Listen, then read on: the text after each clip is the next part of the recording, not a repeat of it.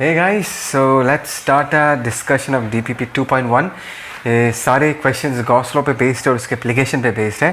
तो let us start off with the second question देखते हैं. An electric field is given by E vector equal to 4i cap minus 3 bracket y square plus 2j cap. Pierces a Gaussian cube of h length 2 metre and position as shown in the figure. देखो यहाँ पर क्या है कि हमारे पास एक cube है जिसका लेंथ 2 मीटर दिया हुआ है. मतलब ये जो लेंथ है हर एक का लेंथ यहाँ पर 2 मीटर दिया हुआ है. ठीक है ना. अच्छा, the magnitude electric field is in newtons per coulomb and the position x is in metres. Right, position जो है वो x मीटर्स में दिया हुआ है. मैं तुमको बताता हूँ जो यहाँ पर इलेक्ट्रिक फील्ड का एक्सप्रेशन है वो है 4i cap minus 3y square plus 2j cap. ठीक है. अच्छा, अभी एक बात देखो, ये जो इलेक्ट्रिक फील्ड का एक्सप्रेशन है ये कंपोनेंट देखो, this is the x component of electric field. Right, x component of electric field. और ये जो है this is the y component of electric field. तो हमने देखा कि x component of electric field वो एक कांस्टेंट है. ठीक है ना. और वाई कंपोनेंट जो है वो वेरिएबल है. मैंने ऐसा क्यों कहा वेरिएबल है? बिकॉज ध्यान से देखो ये जो है ये वाई के ऊपर डिपेंड करता है. दैट मीन्स वाई चेंज करेगा तो इलेक्ट्रिक फील्ड का वैल्यू भी क्या करेगा, चेंज करेगा. Is that clear? अच्छा, अभी एक बात बताओ, एक्स एक्सिस के अलॉन्ग हमारा कौन सा प्लेन बैठा हुआ है, ए बी एच जी. ठीक है ना. और डी सी एफ ई. अभी इन दोनों के थ्रू यहाँ पर इलेक्ट्रिक फील्ड का वैल्यू कितना होगा, 4 न्यूटन पर कॉलम. यहाँ पर भी 4 न्यूटन पर कॉलम होगा. दैट मीन्स इसका मतलब है कि इसके थ्रू जितना फील्ड लाइंस अंदर घुसेगा इस सरफेस के थ्रू भी उतना ही फील्ड लाइंस बाहर जाएगा. बिकॉज इलेक्ट्रिक फील्ड का वैल्यू कांस्टेंट है. एरिया क्या है, कांस्टेंट. ये चीज़ याद है ना. क्या याद है? देखो यहाँ पर area vector and 4 newton per coulomb. ये जो इलेक्ट्रिक फील्ड है there in opposite directions. So field lines are getting in. इस सरफेस के थ्रू जो फ्लक्स होगा उसका साइन नेगेटिव होगा. लेकिन इस सरफेस के थ्रू जो फ्लक्स होगा, देखो area and electric field there along the same direction, which means इसके थ्रू फ्लक्स पॉजिटिव होगा. और जितना आया उतना ही निकला. तो इन दोनों सरफेसेस के थ्रू नेट फ्लक्स क्या हो जाएगा, 0. Is that clear? अच्छा, अगर हम y कंपोनेंट को देखें j कैप के along, in fact minus j cap के अलॉन्ग, माइनस इसके साथ इमेजिन करो. दैट मीन्स ये अगर y एक्सिस है then the field lines are pointing downwards. तो यहाँ पर एक फील्ड लाइन हमने रिप्रेजेंट किया, यहाँ पर भी हमने एक फील्ड लाइन रिप्रेजेंट किया. एक बात समझो कि इस सरफेस का y का वैल्यू कितना होगा, इस सरफेस का y का वैल्यू होगा 2 मीटर्स और इस सरफेस का y का वैल्यू कितना होगा, 0. ठीक है. Is that clear? अच्छा, इस सरफेस का y का वैल्यू अगर 2 मीटर्स है तो अगर मैं यहाँ पर 2 पुट करूँ, 2 स्क्वायर कितना हो जाएगा, 4, 4 प्लस 2 कितना हो जाएगा, 6, 6 3 जाए 18. मतलब यहाँ पर इलेक्ट्रिक फील्ड का वैल्यू कितना होगा, 18 Newton per coulomb. And it will be pointing in the downward direction because direction is minus j cap. Is that clear? और इस सरफेस पे I am talking about GHFE. ये जो सरफेस है यहाँ पर y का वैल्यू 0 है. y का वैल्यू अगर 0 है तो 3 2 6 but pointing in the downward direction. ये नीचे की तरफ पॉइंट कर रहा है 6 Newton per column. That means in surfaces के थ्रू तुमको कुछ ना कुछ फ्लक्स मिलेगा एंड दिस 2 सरफेसेस का flux will not cancel out each other. Right, okay. अभी देखते हैं. Now if I talk about flux through the section ABCD, तो हम ये लिख सकते हैं. देखो इलेक्ट्रिक फील्ड लाइन अंदर की तरफ है, एरिया वेक्टर बाहर की तरफ है, तो डायरेक्ट माइनस लिख दो. And electric field into area in this case, electric field into area in this case क्या हो जाएगा, इंटू 4. Is that clear? और ये कितना आ जाएगा, दिस विल फाइनली माइनस 72. ये हो गया फ्लक्स का वैल्यू. Is that clear? और इसका यूनिट क्या होगा, Newton per column into metre square. ठीक है. ये तो ABCD के थ्रू फ्लक्स हो गया. अभी ध्यान से देखो, flux through this section GHFE, इसके थ्रू फ्लक्स कितना होगा, देखो electric field and area vector there along the same direction. याद है ना एरिया वेक्टर का फंडा क्या सिखाया था, क्लोज सरफेस है तो एरिया वेक्टर हमेशा बाहर की तरफ पॉइंट करेगा. यहाँ पर भी एरिया वेक्टर बाहर की तरफ पॉइंट कर रहा है, यहाँ पर भी एरिया वेक्टर बाहर की तरफ ही पॉइंट कर रहा है. तो GHFE इसके बारे में अगर हम बात करें तो यहाँ पर फ्लक्स का साइन होगा पॉजिटिव. यहाँ पर इलेक्ट्रिक फील्ड का वैल्यू है 6, एरिया कितना होगा 4, तो 6 4 24, that is 24 Newton per column into metre square. ठीक है ना. और हमको ये पता चल चुका है कि ABHG इसके थ्रू जितना फ्लक्स होगा, DCFE इसके थ्रू भी उतना ही फ्लक्स होगा. But both of them are basically opposite to each other. ठीक है. अच्छा, चलो लिख लेते हैं. यहाँ पर क्वेश्चन में तो ये पूछा है कि top face, bottom face, left face, back face सबके थ्रू फ्लक्स बताना है. तो अगर मैं पूछूँ कि flux to the section AB H G, A B H G, इस सरफेस के थ्रू फ्लक्स क्या होगा? नेगेटिव, बिकॉज इलेक्ट्रिक फील्ड अंदर है, एरिया वेक्टर बाहर की तरफ है, होगा 4 इंटू एरिया कितना होगा? 2 2 4, that is -16 newton per coulomb into metre square. What about the flux through the section D C F E? D C F E, इसके थ्रू फ्लक्स का साइन होगा प्लस, और यहाँ पर आ जाएगा 4 into 4, is that clear? Okay, this equal to +16 newton coulomb per metre square. ठीक है, अच्छा हमने ये देख लिया। अभी अगर तुमको पूछे कि ए डी ई जी, ए डी ई जी, इसके थ्रू फ्लक्स कितना है? Flux through the section A D E G, ये तो ज़ीरो हो जाएगा, बिकॉज इसके थ्रू कोई फी लाइन काट के निकल ही नहीं रहा। सिमिलरली देखो B C F H, flux through the section B C F H, इसके थ्रू भी क्या होगा? ज़ीरो ही होगा, बिकॉज इसको भी कोई फी लाइन काट के निकल नहीं रहा। ठीक है ना? अच्छा, अभी तुमको यहाँ पर फाइनली पूछा है ई में, what is the net electric flux through the cube? Cube के थ्रू नेट इलेक्ट्रिक फ्लक्स क्या होगा? अगर मैं नेट फ्लक्स निकालना चाहूँ तो क्या होगा? इन सारे फ्लक्सेस को हमको क्या करना पड़ेगा? ऐड करना पड़ेगा। अगर हम ऐड करते हैं तो सबसे पहले क्या आएगा? -72, उसके बाद क्या आएगा? +24, उसके बाद आएगा -16, उसके बाद क्या आएगा? +16। Is that clear? आ रहा है समझ में? ओके, और इन दोनों का तो फ्लक्स ज़ीरो है, तो finally -16 +16 will cancel out each other, right? और जो नेट फ्लक्स आएगा, नेट फ्लक्स का वैल्यू आएगा तुम्हारा -48, that is newton per coulomb into metre square. So this is the net flux through this cube. अच्छा, एक बात बताओ, यहाँ पर जो नेट फ्लक्स का साइन नेगेटिव आया है, ये तुमको क्या बताता है? ये तुमको ये बताता है कि इसके अंदर जो नेट एनक्लोज चार्ज होगा, it has to be negative, because flux negative का मतलब है कि net flux is inside the close surface, मतलब the field lines as a whole net wise इस क्यूब के अंदर घुस है। ठीक है, तो हम कह सकते हैं कि चार्ज जो अंदर होगा उसको नेगेटिव होना पड़ेगा। Is that clear? I hope से तुमको ये क्वेश्चन समझ आया। आगे बढ़ते हैं, इस नेक्स्ट क्वेश्चन को देखते हैं। ये बहुत बेसिक गॉस लॉ के आइडिया को अटैक करता है। देखो क्वेश्चन ऐसा है कि point charge Q is place near the hemispherical surface without base. अच्छा, यहाँ पर ये जो है दिस इज़ विदाउट बेस, हाँ, दिस इज़ विदाउट बेस, ठीक है ना, दिस इज़ विदाउट बेस। और नेक्स्ट है तुम्हारा cylindrical surface with one and open, इस साइड को हम ओपन मानेंगे, ठीक है ना। Spherical surface and hemispherical surface with bases as shown in the figure, और इसके पास बेस है विथ बेस, मतलब सीधा सीधा बोलो तो ये क्लोज्ड सरफेस है, ठीक है ना, ये क्लोज सरफेस है और ये भी एक क्लोज्ड सरफेस ही है, ठीक है ना। Is that clear? अच्छा, अभी पूछा है कि in which of the following cases the flux through the surface is zero, flux through the surface is zero, ये पूछा गया है, ठीक है।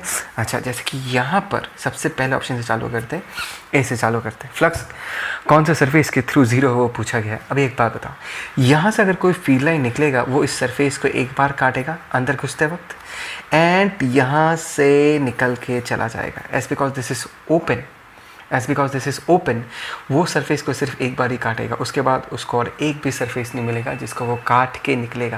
दैट मीन्स एक बार अगर काटेगा तो फ्लक्स डेफिनेटली ज़ीरो नहीं हो सकता। देखो फ्लक्स कब ज़ीरो होता है, जब एक फील्ड लाइन एक सरफेस को दो बार काटता है, एक बार अंदर घुसते वक्त, एक बार बाहर जाते वक्त, तो नेट फ्लक्स उसके कारण ज़ीरो हो जाता है। लेकिन ये तो एक बार ही काट रहा है, सिर्फ एंटर कर रहा है। Is that clear? ये अगर क्लोज सरफेस होता तो अलग बात होता, तो वो काट के निकलता, इस केस में नहीं हो रहा, तो इस केस में फ्लक्स ज़ीरो नहीं है, तो ये ऑप्शन नहीं हो सकता। नेक्स्ट हम देखते हैं, यहाँ पर हमने क्यू चार्ज रखा। अच्छा, अभी इस एंड को ओपन रखा, लेकिन ये एंड क्या है, this and is closed.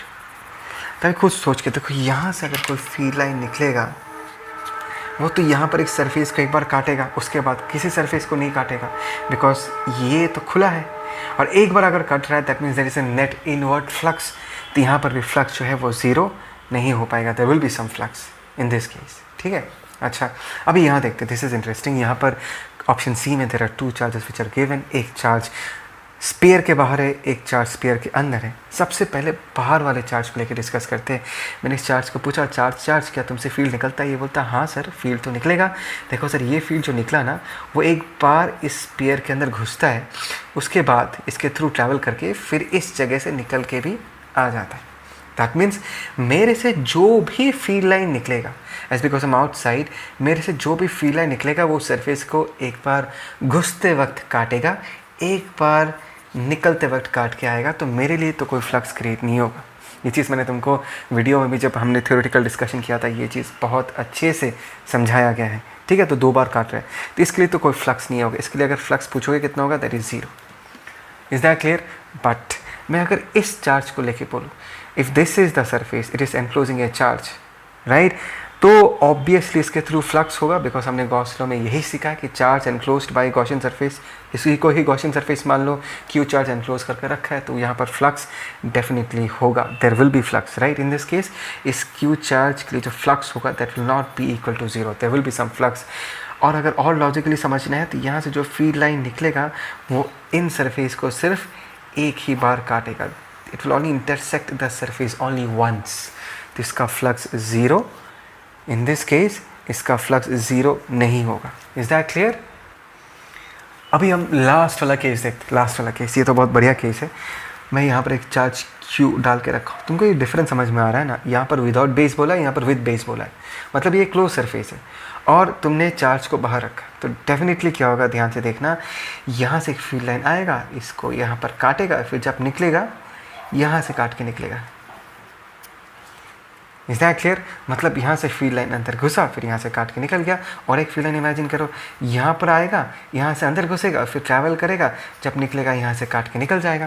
That means यहाँ से जितना सारा फील्ड लाइन्स निकलेगा, एज बिकॉज ये इस गॉसियन सरफेस, इस सरफेस के बाहर है, यहाँ से जितना सारा फील्ड लाइन्स इसके थ्रू पास करेगा वो 2 बार काटेगा, एक बार अंदर जाते वक्त, एक बार बाहर जाते वक्त। सो इस पर्टिकुलर चार्ज के लिए फ्लक्स क्या हो जाएगा, 0। Is that clear? या तुम ऐसे भी सोच सकते हो कि अगर ये हमारा गॉसियन सरफेस है, इस गॉसियन सरफेस ने अपने अंदर किसी चार्ज को एनक्लोज नहीं किया, तो ऑब्वियसली इस केस में जो फ्लक्स क्रिएट होगा that flux has to be equal to what, 0। Is that clear? And option C का करेक्ट आंसर होगा option D. Option D is the correct answer, ठीक है ना, D is the correct answer. I hope so तुमको ये समझ आया, बहुत बढ़िया क्वेश्चन था, ठीक है। नेक्स्ट क्वेश्चन एकदम सीधा सीधा क्वेश्चन है, लेकिन ऐसे क्वेश्चंस को इग्नोर कभी नहीं करना, ऐसे ही क्वेश्चंस आएंगे। देखो मैं तुमको बताता हूँ, जेईई मेंस हो या NEET हो, you know at least 60 to 70% question से एकदम सीधा सीधा होता है। कुछ वो लोग आगे जाके you know at least you can say 10 to 15% वो लोग थोड़ा एवरेज टाइप क्वेश्चंस डालते हैं, और कुछ ही क्वेश्चंस बहुत टफ होते हैं। तो तुम कभी भी इजी क्वेश्चन को देख के कभी इग्नोर मत करना, ऐसे ही क्वेश्चन आगे जाके धोखा दे देगा, तुमको लगेगा यार ये तो इतना आसान है, हो जाएगा, लेकिन एग्जाम हॉल में जाके लोग इसको गलत करके आ जाते हैं। समझ आ रहा है कुछ?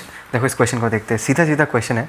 ए linear charge having linear charge density lambda penetrates a cube diagonally and then it penetrates a sphere diametrically as shown. जैसे कि तुमको इस डायग्राम में दिख रहा है कि 2 रॉड्स है, उसमें चार्ज है, एक बार क्यूब को वो पेनिट्रेट कर रहा है, एक बार वो एक स्फीयर को पेनिट्रेट कर रहा है। पूछा है what will be the ratio of flux coming out of the cube and sphere, cube and sphere से कितना फ्लक्स निकल रहा है वो हमको पूछा गया है। देखो फ्लक्स निकालने का तरीका क्या है, charge enclosed by epsilon not, सीधा सीधा। तो हमको सीधा सीधा सिर्फ कितना चार्ज एनक्लोज्ड वो निकालना है, और उसको निकालने के लिए हमको ये निकालना पड़ेगा कि रॉड का कितना लेंथ क्यूब के अंदर है एंड रॉड का कितना लेंथ स्फीयर के अंदर है। तो ध्यान से देखो, यहाँ पर जो रॉड है that is placed along the diagonal of the cube. ये डायग्राम दिख रहा है तुमको? Okay fine. ये अगर डायगोनल है, ध्यान से देखना, concentrate on the triangle ABC, दिख रहा है इस ABC, ये तो 90 डिग्री होगा। Is that clear? तो मुझे अगर AC का लेंथ चाहिए, I can use Pythagoras theorem, और उसके लिए मुझे AB का लेंथ चाहिए होगा एंड BC का लेंथ चाहिए होगा। कैन यू से BC का लेंथ क्या है? कम ऑन, BC का लेंथ क्या है? BC का लेंथ निकालने के लिए चलो मैं और एक ट्राइंगल देखो तुम लोग, BCD, ये तो 90 डिग्री है, तो ये साइड कितना है A, ये साइड कितना है A। तो इस पर्टिकुलर ट्राइंगल में BC जो है that is the hypotenuse of this triangle, तो इसका लेंथ कितना होगा, √A² + A² that is √2A। समझ में आया? दैट मीन्स BC का लेंथ √2A हो गया। इस साइड का लेंथ तो A है ही, तो डायगोनल का लेंथ कितना होगा, √A² + √2A the whole square. कितना आ जाएगा बताओ? That is √3A। Is that clear? √3 आ जाएगा, that is the length of the rod in this case. So in case of cube के केस में अगर हम देखें, इन केस ऑफ क्यूब अगर हम देखें, चार्ज एनक्लोज्ड कितना आएगा? Charge enclosed in this case is lambda is the charge density and length in this case is √3A. This is the charge enclosed. So what is the flux through the cube? The flux through the cube is charge enclosed lambda through 3A divided by epsilon naught. Is that clear? Charge enclosed by epsilon not. ये तो हो गया cube का कहानी। अभी अगर हम देखें कि स्पीयर के अंदर कितना चार्ज एनक्लोज्ड है, so in case of sphere के केस में कितना चार्ज एनक्लोज्ड है? Come on tell me. It is very simple. Sphere के केस में charge enclosed in this case is diametrically penetrate किया है, तो डायमीटर का लेंथ होगा 2a, तो lambda into 2a, this is the charge enclose. So flux in case of sphere in this case कितना होगा? Charge enclose, that is lambda into 2a divided by what? Epsilon not. ठीक है, अभी ratio अगर पूछा है, ratio क्या होगा? Ratio of flux coming out of the cube, flux to the cube divided by flux to the sphere. Can you say कितना होगा? क्यूब के थ्रू अगर मैं डिवाइड करूँगा, ध्यान से देखना, lambda A epsilon not, lambda A epsilon not, दोनों कैंसिल आउट हो जाएगा। ऊपर क्या बचेगा? √3, नीचे क्या बचेगा? 2, that is √3/2। Is that clear? समझ आया? सो इन दिस केस इसका जो करेक्ट आंसर है, करेक्ट है ऑप्शन सी। ठीक है, this is the correct option in this case, option C. सीधा सीधा क्वेश्चन। ये एक अच्छा क्वेश्चन है, ध्यान से सुनना। A ring of radius R is placed in the plane with centre at the origin. एक की रिंग है, इसमें हमने इसका रेडियस आर है और इसका सेंटर ओरिजिन पे है, दिख रहा है ना? And its axis is along the x axis. ये पूरा एक्स एक्सिस है, ये जो सीधा लाइन है, this is the x axis. And having uniformly distributed positive charge, a ring of radius r much lesser as compare to R. मतलब इसका जो रेडियस है, और एक रिंग है जिसका रेडियस आर है, और ये जो आर है ये कैपिटल आर से कई गुना छोटा है। इसका मतलब ये है कि इसका जो एरिया होगा इसके रिस्पेक्ट में बहुत छोटा है।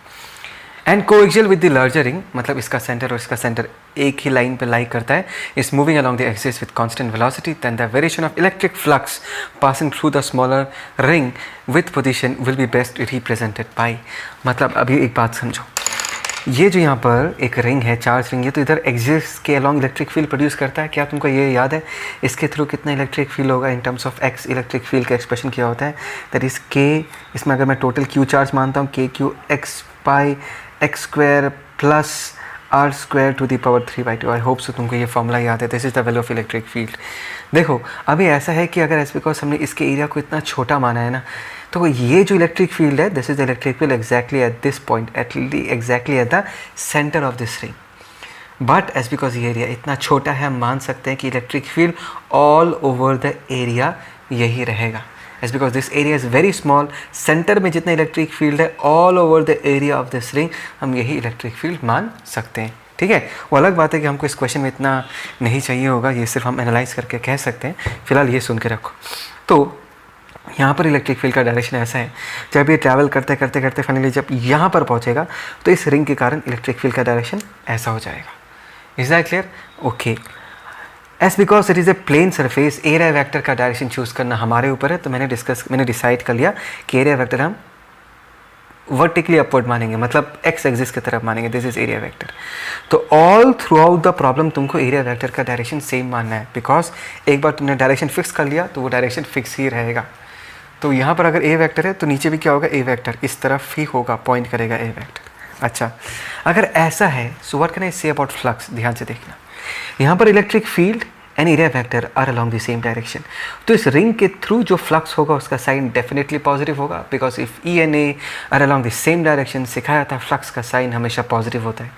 लेकिन यहाँ पर अगर मैं फ्लक्स का साइन देखूँ, एरिया वेक्टर ऊपर की तरफ है, इलेक्ट्रिक फील्ड नीचे की तरफ है, तो फ्लक्स का साइन क्या होगा? Negative. Is that clear? That means graph में एक हाफ में फ्लक्स का साइन पॉजिटिव होना पड़ेगा और ग्राफ में दूसरे हाफ में फ्लक्स का साइन नेगेटिव होना पड़ेगा। ये देख के, इतना पता होने से हम लोग आंसर कर सकते हैं। देखो ए बी सी डी अगर ऑप्शन देखता हूँ तो सी वाले ऑप्शन में ही एक हाफ में फ्लक्स पॉजिटिव है, दूसरे हाफ में फ्लक्स नेगेटिव है, यही देख के बोल सकते हैं आराम से। लेकिन इसके आगे और भी एनालाइज करना चाहो तो आराम से कर सकते हैं। एक बार ये छोटा सा रिंग इसके सेंटर पे आ जाए, कम ऑन इमेजिन करो, इसके सेंटर पे आ जाए। Is that clear? कि इसके थ्रू कोई फ्लक्स होगा? नहीं यार, सारे फील्ड लाइंस तो ऐसे निकलेंगे, इस रिंग के थ्रू तो कोई फील्ड लाइन पास करेगा नहीं। तो यहाँ पर सेंटर पे एट x इक्वल टू 0 पे फ्लक्स क्या होगा? 0। और देखो ग्राफ में भी x इक्वल टू 0 पे फ्लक्स क्या है? 0।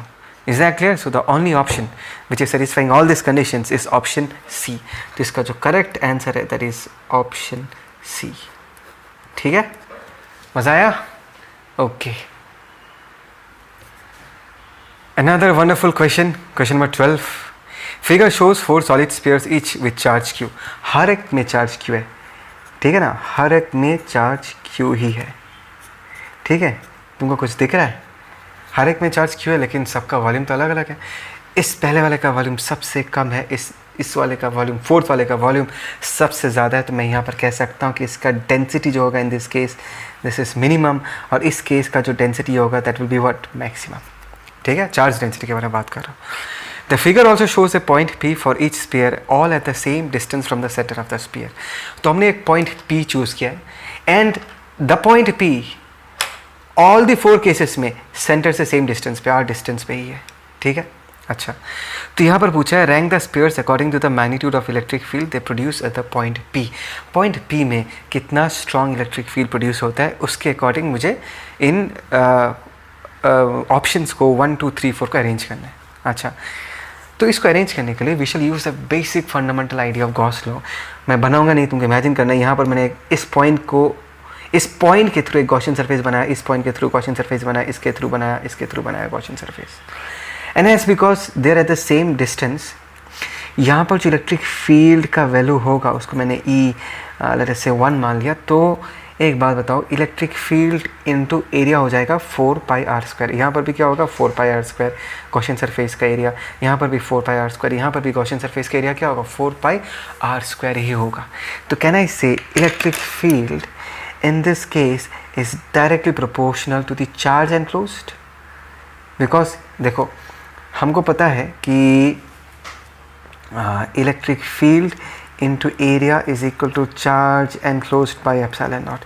एरिया तो सारे केसेस में सेम है, एप्सिलॉन नॉट कांस्टेंट है, तो मैं आराम से कह सकता हूँ कि जितना ज़्यादा चार्ज एनक्लोज होगा उतना ज़्यादा इलेक्ट्रिक फील्ड होगा। अभी ध्यान से देखो, फर्स्ट केस हो या सेकंड केस हो, दोनों केस में अगर मैं इस पॉइंट के थ्रू गॉसियन सरफेस को ड्रॉ करता हूँ तो दोनों केसेस में अमाउंट ऑफ चार्ज एनक्लोज्ड क्या आएगा, सेम। सो इलेक्ट्रिक फील्ड का स्ट्रेंथ क्या होगा, सेम। सो मैं कह सकता हूँ कि electric field in the first case is equal to the electric field in the second case. दोनों का स्ट्रेंथ क्या होगा, सेम होगा। बट अगर मैं थर्ड वाले को देखूँ, इसमें टोटल क्यू चार्ज है और ये हो गया Gaussian surface, that means obviously उसने पूरे क्यू चार्ज को अपने अंदर एनक्लोज नहीं किया होगा, कम चार्ज एनक्लोज किया होगा। तो इलेक्ट्रिक फील्ड का strength is because electric field is directly proportional to the charge enclosed. Charge enclosed कम है तो इलेक्ट्रिक फील्ड का स्ट्रेंथ भी क्या होगा, कम। दैट मीन्स थर्ड वाले का जो इलेक्ट्रिक फील्ड का स्ट्रेंथ होगा इन दोनों के कंपैरिजन में क्या होगा, कम होगा। Is that clear? अभी अगर मैं थर्ड और फोर्थ को कंपेयर करूँ तो ध्यान से देखो, इसका डेंसिटी ज़्यादा है, चार्ज डेंसिटी, इसका चार्ज डेंसिटी कम है, बिकॉज ऑब्वियस है इसका वॉल्यूम ज़्यादा है। वॉल्यूम ज़्यादा है उतना ही चार्ज है तो डेंसिटी तो कम ही होगा। तो यहाँ पर भी गॉसियन सरफेस का जितना वॉल्यूम है, यहाँ पर भी गॉसियन सरफेस का उतना ही वॉल्यूम है, लेकिन यहाँ पर चार्ज एनक्लोज्ड क्या होगा, कम होगा। The amount of charge enclosed in this case is what, less, because इस केस में डेंसिटी क्या है, कम। तो दोनों गॉसियन सरफेस का वॉल्यूम तो सेम ही है, लेकिन ये गॉसियन सरफेस कम चार्ज को अपने अंदर एनक्लोज करता है बिकॉज इस स्फीयर का डेंसिटी क्या है, कम। तो इस केस में अगर हम इलेक्ट्रिक फील्ड का स्ट्रेंथ देखें तो कम होगा एज कम्पेयर टू 3 बिकॉज इसने चार्ज कम एनक्लोज किया है। तो फोर्थ वाले का जो इलेक्ट्रिक फील्ड है वो थर्ड वाले से भी क्या होगा, कम होगा। Is that clear? तो यहाँ पर ऑप्शन जो है क्वेश्चन नंबर 12 का ऑप्शन ए होगा, ठीक है ना। That is option A is the correct option. And इसमें ना थोड़ा सा करेक्शन करना, यहाँ पर एरो साइन दिया हुआ, एरो साइन नहीं होगा। 1 and 2 टाई, दोनों का इलेक्ट्रिक फील्ड का वैल्यू सेम है। एंड 1 and 2 टाई करके ग्रेटर देन साइन 3 फिर ग्रेटर देन साइन 4 ऐसे। ओके, मैंने यहाँ पर यार एक गलती कर दिया, ये ऐसा नहीं होगा, सॉरी, मैंने साइन गलत दे दिया। इन दोनों का फील्ड का स्ट्रेंथ क्या है, ज़्यादा है, तो इसको मोर लिखना है, और 3 का स्ट्रेंथ क्या है, इसको भी मोर लिखना है। Is that clear? एक छोटा सा इनइक्वलिटी साइन देने में गलती हो गया, आई होप सो तुमको पता चल ही गया होगा। यहाँ पर दोनों का फील्ड जो है वो it is stronger as compare to 3 and 3 का field is stronger as compare to 4। ठीक है, सिंपल है, आई थिंक सो तुमको समझ में आया। आगे बढ़ते हैं। ये और एक क्वेश्चन है जो तुम्हारे बेसिक्स को हिट करता है। इन the figure A hemispherical of radius r is shown, electric field of intensity E is present perpendicular to the circular cross section of the hemisphere. Okay, और यहाँ पर 4 ऑप्शंस दिया हुआ है। पहला ऑप्शन है the magnitude of electric flux through the hemispherical surface in situation 1। तो ये जो सिचुएशन 1 है, इसके थ्रू ये जो हेमिस्फेरिकल सरफेस है, इस सरफेस के थ्रू कितना फ्लक्स है वो दिया गया है। और ये चीज़ मैंने ऑलरेडी पहले डिस्कस कर चुका हूँ कि ये जो फ्लैट सरफेस है, इस फ्लैट सरफेस के थ्रू जितना फ्लक्स होगा एटलीस्ट मैग्नीट्यूड वाइज, इस कर्व्ड सरफेस के थ्रू भी फ्लक्स क्या होगा, सेम होगा। Do you agree with this, right? So can you see what is the flux to the flat surface? मैं सिर्फ मैग्नीट्यूड के बारे में बात कर रहा हूँ, मतलब I am not considering the sign in this case. तो flux in this case is, इसका इलेक्ट्रिक फील्ड का वैल्यू ई दे देता हूँ, ये रेडियस अगर आर है तो electric field E into area कितना हो जाएगा, पाई आर स्क्वायर। तो कर्व सरफेस के थ्रू भी फ्लक्स कितना होगा, कर्व सरफेस के थ्रू भी flux into pi R square ही होगा। So option A in this case is the correct option, ठीक है ना। Next, the magnitude of electric flux to the hemispherical situation 1 will be 2 times of E pi R square. ये तो गलत है। The magnitude of electric flux to the hemispherical surface in situation 2 will be, situation 2 मतलब इस situation में पूछा गया कि इस सिचुएशन में इसके थ्रू फ्लक्स कितना होगा। एंड इस चीज़ को हमने बहुत बार डिस्कस किया है। ये डिस्कस किया कि कोई भी फील्ड लाइन आएगा वो यहाँ पर एक बार एंटर करेगा और यहाँ से फिर से क्या करेगा, एग्जिट करेगा। तो इनके लिए फ्लक्स हमेशा क्या आएगा, ज़ीरो ही आएगा। So in this second case flux to the surface is equal to zero, और इसको फॉलो करता है option D, the magnitude of electric flux through the hemispherical surface in situation 2 will be zero. So option D is the correct option, ठीक है। आई hope so तुमको ये सारे questions का डिस्कशन समझ में आया, you have enjoyed this. So let's finish it here, okay.